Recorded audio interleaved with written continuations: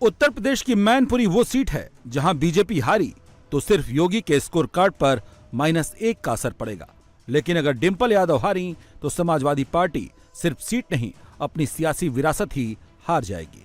और इस हार का असर समाजवादी पार्टी की नींव पर तो पड़ेगा ही, देश में जाति और परिवारवाद वाली सियासत पर भी बहुत बड़ी चोट होगी। यानी यादव परिवार के लिए इस सीट पर जीत नाक और साख दोनों का सवाल बन गई है। शायद यही वजह रही है कि डिंपल यादव जब नामांकन दाखिल करने पहुंची तो उनके साथ अखिलेश यादव, रामगोपाल यादव और शिवपाल यादव साथ पहुंचे। सुनने में आ रहा है कि पूरे देश की होर्डिंगों से जो लोकसभा के उनके प्रत्याशी हैं उनकी तस्वीर हटा दी गई है। जितने भी लोकसभा के प्रत्याशी हैं उनकी बड़ी बड़ी होर्डिंग पर तस्वीर गायब है।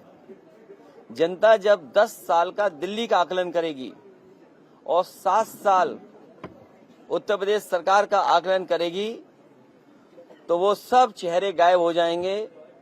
उत्तर प्रदेश से भारतीय जनता पार्टी का और देश की राजनीति से भारतीय जनता पार्टी का सफाया होने जा रहा है। जब होर्डिंग से उन्होंने अपने सभी प्रत्याशियों का और जो चेहरा गायब कर दिया, तस्वीर गायब कर दी, वोट पड़ेगा तो एक तस्वीर है वो भी गायब हो जाएगी। लोगों का साथ, समर्थन, प्यार मिल रहा है और मेरे को पूरी उम्मीद है कि हमारी मैनपुरी की जो बेटियां हैं, माता हैं, वो एक महिला सांसद को जरूर भारी मतों से जिता के भेजेंगे। इसकी 80% से ज्यादा जनता बिलो पॉवर्टी लाइन चली गई है।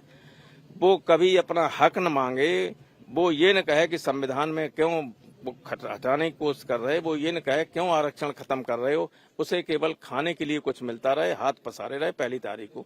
इस तरह की स्थिति देश की करने जा रहे हैं, लेकिन समय रहते देश का गरीब से लेके अमीर तक सब चेत गया है और 24 में मोदी जी को हटा देगा। 4.25 लाख यादव वोटर वाली सीट पर पूरा यादव परिवार आया। 1996 से समाजवादी पार्टी के गढ़ में इतनी बड़ी फोर्स उतारनी पड़ी, उसकी वजह क्या है एक एक करके समझ लीजिए।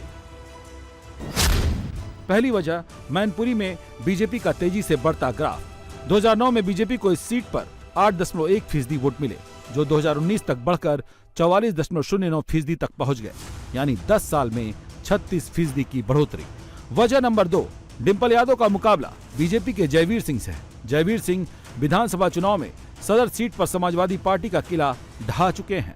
मैनपुरी जिले में उनका सियासी ग्राफ तेजी से बढ़ रहा है। वजह नंबर 3, मुलायम सिंह यादव की इमेज को समाजवादी पार्टी पिछले उपचुनाव तक भुना चुकी है। इस बार का चुनाव सपा को मुलायम के साय के बिना लड़ना पड़ रहा है। चौथी और सबसे बड़ी वजह बसपा के यादव वोट बैंक में सेंधमारी की आशंका है। बसपा ने इस सीट पर टिकट बदलकर शिव प्रसाद यादव को मैदान में उतार दिया।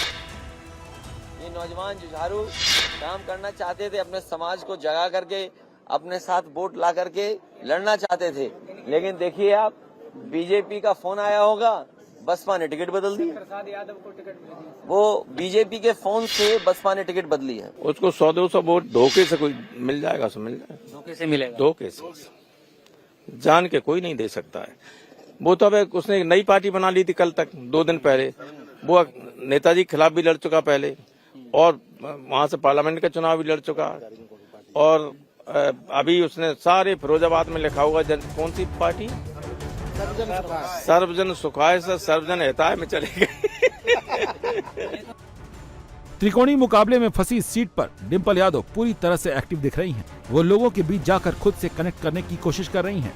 रोजमर्रा की समस्याओं पर बात करके जुड़ाव स्थापित कर रही हैं। किसी को मुफ्त सिलेंडर मिला, महिलाओं को मुफ्त सिलेंडर मिल रहा होगा, मिल रहा है किसी को? इधर उनका टक्की बोलना, आओ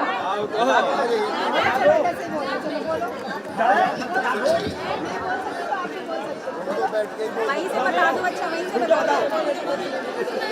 एक सिलेंडर की कीमत से 5 सिलेंडर के पहले ही रुपए ले लेते हैं, तब तो वो फ्री दे पाते हैं। मुलायम सिंह के समाधि स्थल पर जाकर लोगों को यादव परिवार की लेगेसी के साथ जोड़ रही हैं।